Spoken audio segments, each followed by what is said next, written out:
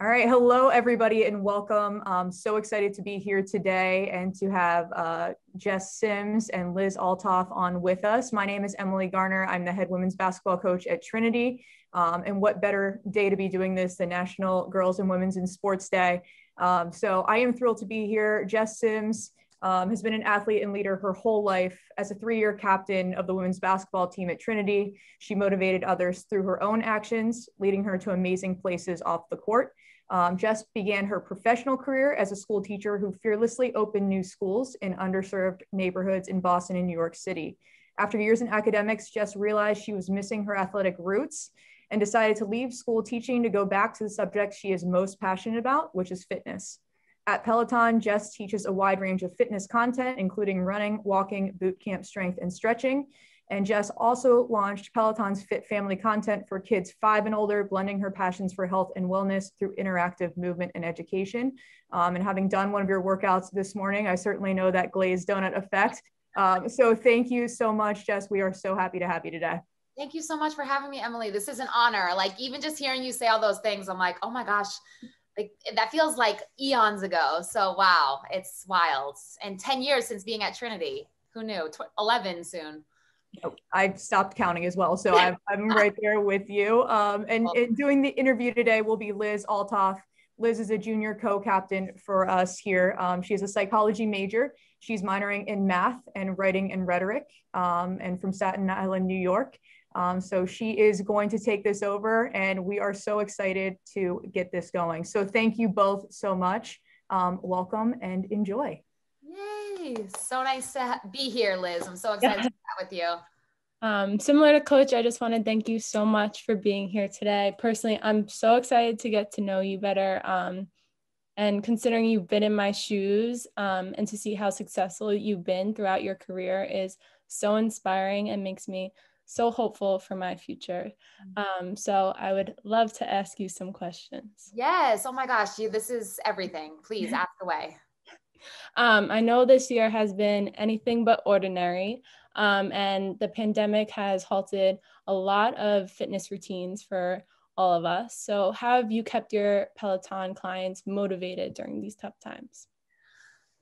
So I think the thing that's helped me motivate our members at Peloton is definitely talking about this as movement as self-care, movement as medicine. And when we frame it as something that we get to do because we have an able body, we can create the time. No one has the time. You have to create the time.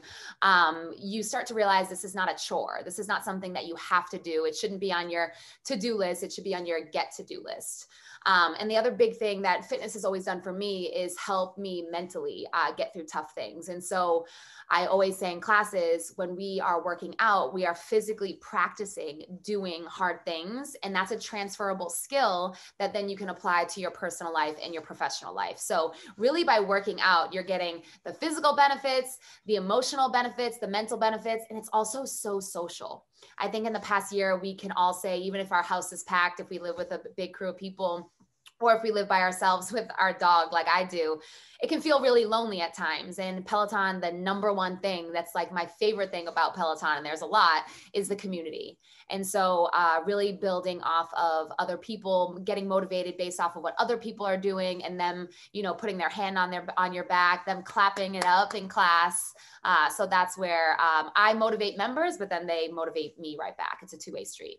Yeah, definitely. I think it's sometimes convenient just when you're in that mindset to maybe take the easy way out. So definitely having you and the community to kind of boost you up, definitely, and give you that extra boost is great. Definitely, not only do you motivate others, but for yourself, how do you stay motivated and what inspires you to do what you do? Yeah, so I just touch on it a little bit in terms of what inspires me. It's the members. The members inspire me. It's funny, I was just telling someone the other day that even on a day off, I'll wake up and I'll open up my Instagram and check my DMs. And I'm like, thinking before, I'm like, I'm not going to work out today. I'm just going to just stretch or something. And then I'm tagged in 50, 60, 70, 100 workouts before 9 a.m., before I've even had my coffee. And I'm like, damn, okay, like this is what we're doing today. Okay, let's do this. And I'm like, wow, I'm really inspired by our members' stories. So on my toughest days, I really draw on the members. For my own personal workouts. And even when I'm teaching a class, like one of the biggest myths is that all instructors, Peloton or not, we're always motivated. We always want to work out. And like, that's a lie. Like that's a complete lie. But the trick is, one, we have learned the discipline of showing up even when we don't want to, showing up when things are hard.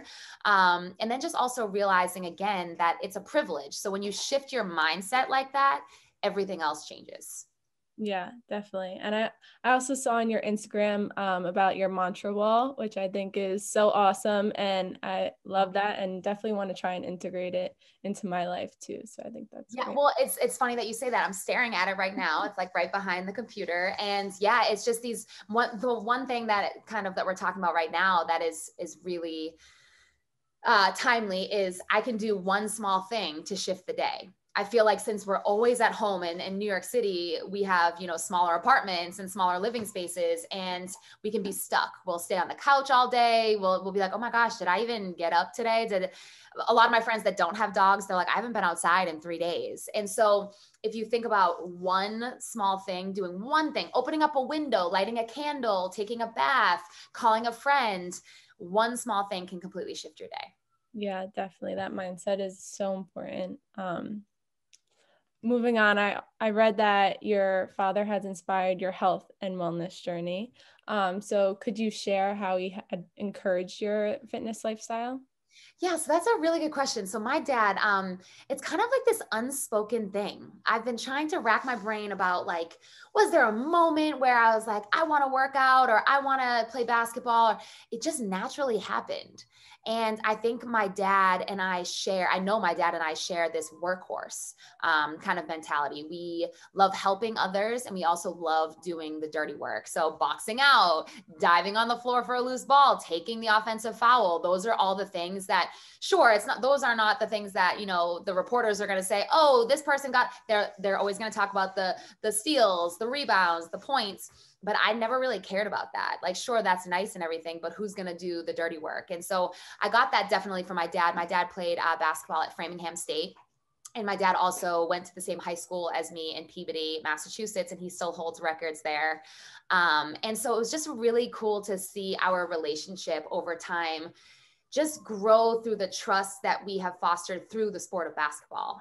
He only coached one team. He was my assistant coach. I think it was in 6th grade, but otherwise he was just my biggest cheerleader on the sideline. And he built out like a small little basketball court in my backyard. And we used to just go back outside and just shoot around, talk about specific things, talk about life, not talk about life, just focus on basketball. And yeah. And then when I went to Trinity, oh my gosh, we could talk about my dad for like years. My father he just retired probably about 6 years ago now. He was the sergeant of the Peabody Police Department. And so he worked the night shifts. And then during the day, he owned his own painting business. So my dad was working like 16-hour days, and he never missed a Trinity game. He only missed one, but there was a very good reason for that. But he never missed a game. And he would drive straight from work, from painting, stop at ABC Pizza. Does ABC Pizza still exist? I think so. I think it's right down the block from my house, actually. Yes. My dad would go there. He would eat his pizza. He'd have his dinner, and then he'd come to the gym. And then he would stay and talk to me after the game, give me feedback, give me a hug, just show that support, that love. And then he'd go straight home and go straight into work and work the night shift. It's actually so funny how similar, like my dad owns his painting company. He drives after work to every game, went to the same high school as me, played there too. So definitely it's kind of crazy how much overlap there was, but it's always nice to have that extra support and just like seeing them in the stands or, like knowing that they love what you do too is so important. So yes. That's so great to hear. Oh, that's so cool about your dad. Yeah, that's so funny. Going into your background a little, actually, how does working for Peloton tap into your life as a professional athlete and your past as an educator? Oh, so much. One of the number one questions that I get is, do you miss teaching? And my answer is no, because I'm still teaching. of course I miss the kids and the families, but I'm teaching a subject that I'm so passionate about. And so it translates exactly over. And it's funny because one of our biggest groups of people, we have the hashtags for Peloton. One of the biggest hashtags is Peloton teachers. And once everyone started realizing that I was a teacher, they're like, oh my gosh, it makes so much sense. Now the things that you say in class are very teachery. And I have that teacher look and the teacher voice. And I really try to be supportive in class, but also, and give very explicit directions, because your screen might be small. You might not be able to see your screen from where you are. You might just be doing like listening to me in your headphones. You might only be able to see me, but not be able to listen to me. So I really tried to really home in on my technique and also economy of language. So saying things, because we all have short attention spans. You can't go on a huge monologue about something. You got to give the points, get them in the move. And then once they're in that movement, then you can, add on, do the modifications, things like that. So there's so much overlap between teaching and being a Peloton instructor for sure. Yeah, it's so cool to see how you navigated through your careers and how you use each aspect of your life in what you do now. So that's great. I think this was coming from some people. They were wondering, how did you come up with the glazed donut expression for getting a sweat going? Okay, usually I have a good story for things like this. I don't have a good story, y'all. Everything to me is food related. Everything is food related. So I was just running on the tread and I said, oh, like I'm shining. I look like a glazed donut right now. And I never in a million years, Liz, would have ever thought that would be my tagline at Peloton. It just resonated with people so much. I guess everyone loves a glazed donut and everyone knows exactly what that looks like. And so, and it's also a physical thing. So you can say like, oh, wow, oh my gosh, I'm reaching the glazed donut look right now. So I said it randomly once and it just stuck. I love that. You got to turn something like working out into something you love. So yes, fun. Everyone loves a good donut. Yeah. So for you, what is your favorite Peloton class to teach? Woo! So, oh man, Saturday 60. For so many reasons. I was going to say Flash 15, I also really love. But the Saturday 60, the reason why I love it hands down the most is because it reminds me of being on the basketball court, being on a team, because a 60-minute boot camp is hard. And the way that I structure it for anyone that has never taken it, it's 6 10-minute workouts. So you work super hard and then your recovery is basically your transition to and from the tread. And so it's so hard. There's ups, there's downs. There's sometimes you're feeling like, oh my gosh, this is so great, I got this. And other times you feel like you're being crushed. And you do it with the community. So when I first started teaching the Saturday 60 I think it's been about 2 years now. And it's evolved a little bit. Cause at first, oh my gosh, they used to be 60-minute runs. Never again, never again. Yeah. Right. Yeah. Totally not for me anymore. But I remember there being like 25 people on the leaderboard. And now this past Saturday was almost 4,000 live. Okay. And so like, when I say like, clap it up, like that's like a huge thing that I always say, it's in class. Think about, I'm sure right now you can talk to this. Do y'all still clap it up for each other when coach is making you do sprints or challenging you to, make 10 layups in a row, which seems so easy, but then you get that mental challenge and you're like, wait, 10? Oh my gosh, this is so hard. I hope I'm not the 10th person. Yeah, definitely. I think right now during basketball, we're kind of missing the crowd, but knowing like with Peloton, you could still have that community, have people who have your back cheering you on is so nice to have. Big time. Yeah. And we usually have like before the pandemic, of course, like people in the studio, and I definitely miss that for sure. Cause that's like the, face-to-face, Yeah. But yeah, just to see leaderboard names and people are using emojis to celebrate. They'll say like 50th boot camp, exclamation point, like smiley face, all this. And then they say funny things like, the curse out crew. Like there's a group of people out there that call themselves the curse out crew, and they make it because they curse me out every class. And so it always, the leaderboard is so interactive and so great. Yeah, that's so great. It's the little things right now that make it all worth it, which is great. Transitioning a little bit to your time at Trinity.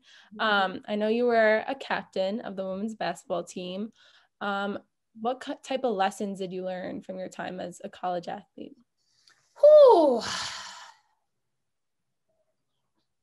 So I'll answer some overlap, but things I learned as just a college athlete versus a captain.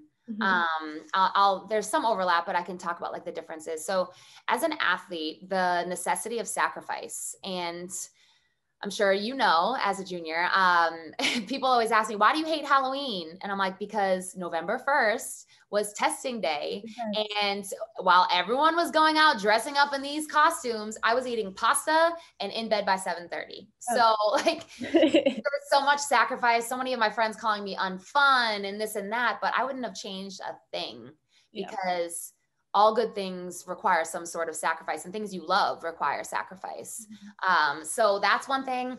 The second thing, importance of community, importance of team. Like this, I had one of these for Trinity and it said Trinity right here. And the importance of that and the sense of pride that I get from wearing the name of my team on my chest, on my back, on my arm is huge, which is Peloton, right? So sacrifice, importance of team and community, love of movement. I realized that movement, even if it's not basketball, even if it's just shooting around, it's not, the competitive aspect of competing in a game. Movement is medicine, and I need it for my mental health. So not taking, running for granted. I think that so many of us were like, oh gosh, sprints, we don't want to do those lines, 15, 6, 4, 6s, all those. I still remember them clearly. I have a little greens. Yes. It'll always be ingrained in my mind. But all those things looking back, it's all a privilege. So that is really, really big. And then some overlap into like being a captain. I know effort is more valuable than talent. I think hard work and heart and hustle outbeats talent. Of course, the two of them together is the ultimate, but there's nothing better than having teammates that just work hard and want it. Because you can't teach that. It's not really, you either love the game and if you lose, you get back in the gym the next day, or most importantly, like if your teammate had a really off game, they were shooting 10%, ask them, do you want me to rebound for you tomorrow? And like putting yourself, I hate to say don't put yourself first, because you should, like self-care, yes, but also as a captain, you do need to put your teammates up and elevate them so that they can feel supported and they can, have success. And I think also as a captain, humility.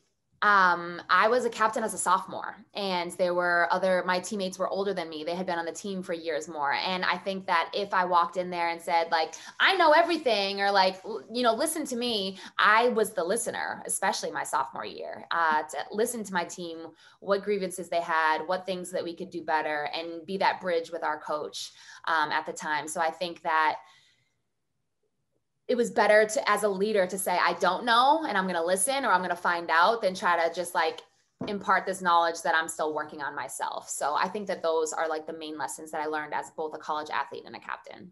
Yeah, those are all so valuable, and our team really stands by all of that. And hearing you say all those things, like standing here as a captain, that's something that I try to encompass. And I think it's lessons you could put into your everyday life too. And now you get to be a captain of the Peloton community. Yes. See, now you're talking my language. Yes. These are the transferable skills. Like, yes, I double majored in psychology and Hispanic studies at Trinity, but that's not what I am like.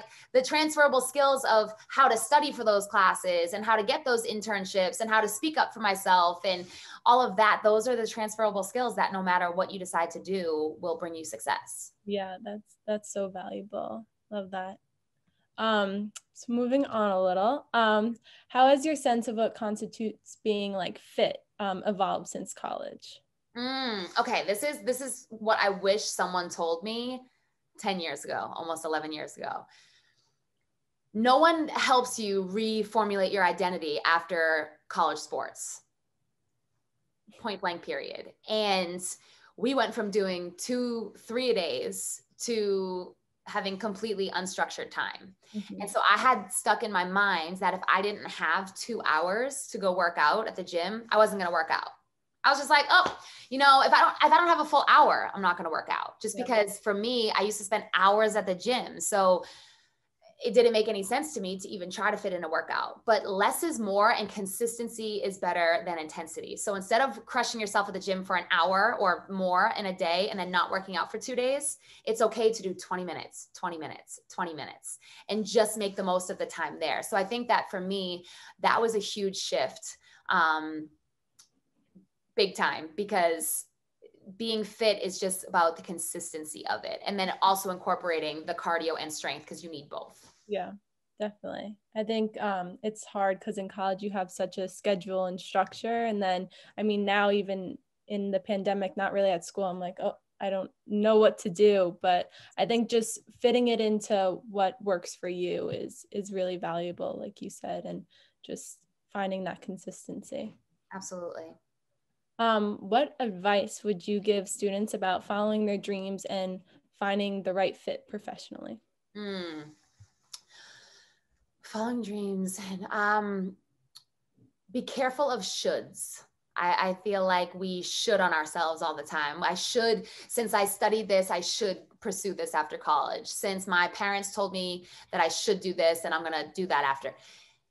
Take some time to just be with yourself, whether that's meditation, yoga, maybe while you're lifting weights, and really figure out what it is that you're passionate about. What would you do if money was not an issue that you would just do to fill your time because you love it so much? And work for it. Nothing is going to come easy. Network with people, always put yourself out there, always be gracious for people for giving time and energy. Reach out and ask, hey, can I pick your brain about something? You have a job that I could see myself doing in a few years. Be patient. I left education when I was 27. And I was in education for 6 years, and it was very easy. I was already a principal of a school. So in my head, I was thinking, well, I would be crazy to leave this because I've worked so hard. I've already come up so much and in so many ways, but I wasn't happy. I wasn't fulfilled. And so if I got stuck in the shoulds, then I would have completely stayed in education, and I wouldn't have started to fulfill my greater purpose, which I now know is to help people live happier, healthier lives and become better, stronger versions of themselves. So those are definite things that I would say. Be honest with yourself. That's another thing, is before you say, I want to do this, you need to assess where you are now. What skills do I have, or what skills do I need to develop? My mindset, what's my mindset now? Who has the job that I want right now, and what are they doing? So like, you have to be a student of whatever you are looking to do, as you get older. And last but not least, focus on the transferable skills. I know you're probably like, oh, Jess, yes, again, you're talking about these damn transferable skills, but you're allowed to change your path. Like, no longer are the times where you have to stick with one career. Like I said, my father was a sergeant for 30 plus years, and he owned his own painting business since he was like 15. Yeah. That's our parents' generation. And a lot of them, that's what they did. They stayed at the same job. They stayed in the same. We don't have to do that. Yeah. There's so much room for innovation. There's so much room for following your passion, and so many resources, especially now. We can see this pandemic as this time where everything is digital and I miss the in-person. Or we could say, oh, wow, that class that I wanted to take in Texas is now available online, and I'm in New York. Fantastic. Let me take those classes now virtually and take advantage of this time. So take those transferable skills and really, really work on them. And don't be afraid to change them and apply them to a different setting. Just like talking from experience, I was a teacher. I was a teacher in a classroom. I taught 5th grade math, 3rd grade everything, and kindergarten everything. And I took those same skills and applied it to 2 boutique studios in the city for 2 years. And then I applied them here at Peloton.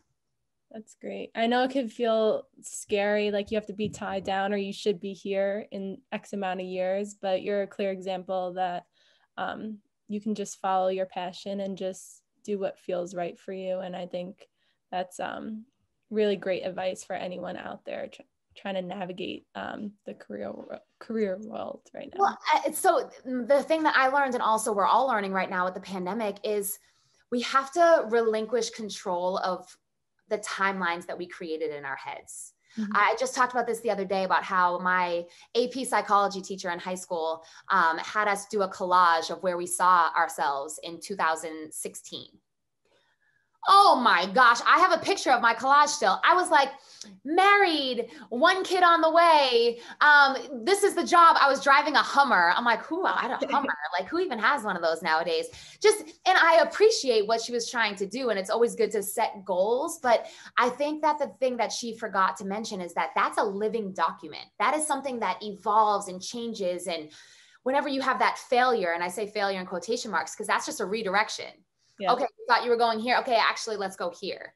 And you don't understand it in the moment because that failure like stings. It's like, oh my gosh, I was rejected. Like I didn't feel good. I was embarrassed. I was ashamed. But that's just redirection. So we can't be afraid of that failure. And so, yeah, like just, yes, like this is so, I'm so passionate about this right now. Wow. Wow.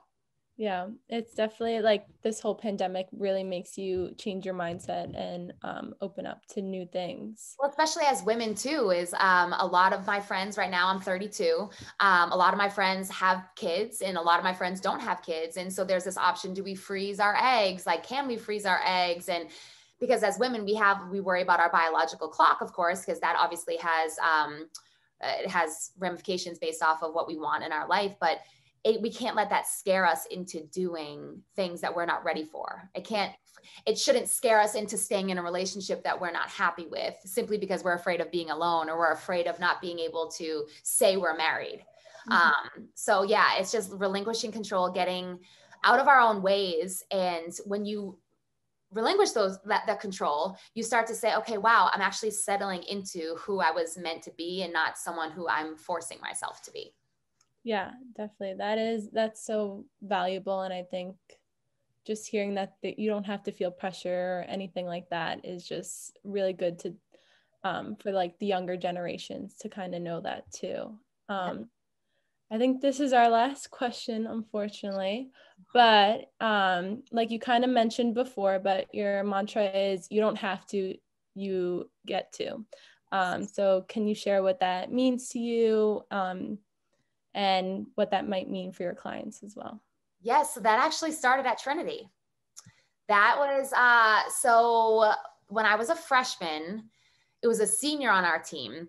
And I'm not sure what your coach has you do now, but the coach that we had at the time, we had to do a timed mile and on November 1st. And I'm telling you, girls used to like literally throw up. They were so nervous. They were so sick to their stomachs.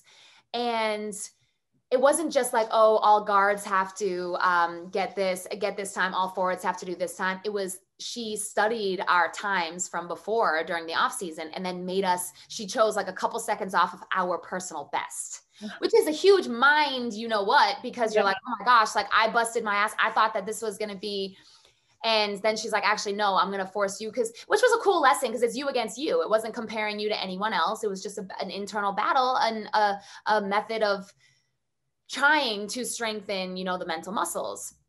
And so ironically, everyone on the team after 2 times all beat their personal best except for one girl.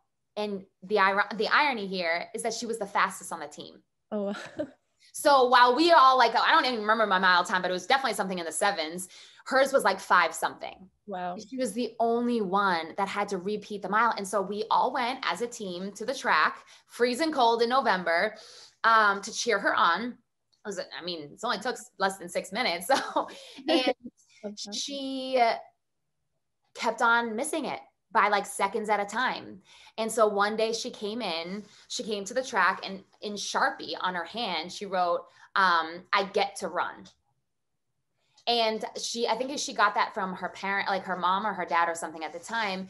And it was just this thing where when she had to continue to try to beat that time, it felt like a punishment. It felt like, damn, why am I the one that has to do it? Like, poor me, all this stuff. But then she flipped the switch. She flipped the narrative and she was like, actually, I don't have to run. I get to run. And I'm running for people who can. I'm running for people who won't. And I remember being so affected by that clearly. Yeah. And in class, whenever someone's like, oh, like I don't want to work out, I'm like, you don't have to. Mm-hmm. You don't. You don't have to. There's a million other things that we could all be doing right now. It's a privilege you get to.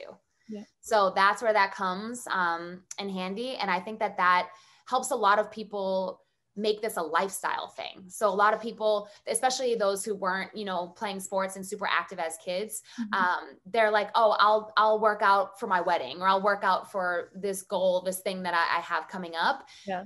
But that's not long-term, and that's not going to make it into your lifestyle. So when you actually get to say, I'm doing it because I can, it's so much better than I'm doing it because I have to. 100%. It's so funny to hear that that's where it started, from testing day. But it's so great to see how it kind of has translated into your career now, and how that has really affected you and followed you throughout your whole career. And I think that's such a great mindset to have, and is really valuable. Yay. Well, thank you so much. I'm so glad. Well, thank you so much for taking the time to come here. It was so nice to get to know you and hear from a past alum that's really kind of been in my shoes, and just to see how far you've come and how great you're doing right now is so inspiring. And I'm just so thankful to have this opportunity. Oh, same, Liz. I know. Soon, whenever this is all over, I'm going to come to Trinity and we'll all meet and air hugs. Yes, I can't wait for that day. Same. And I'm excited to hopefully talk to y'all again in the future, or maybe in the next few weeks. Yes, everyone's looking forward to it. I know we have a few big fans on the team too, so I know everyone will be excited. Perfect. Well, thank you so much for your time. I really appreciate it. Thank you.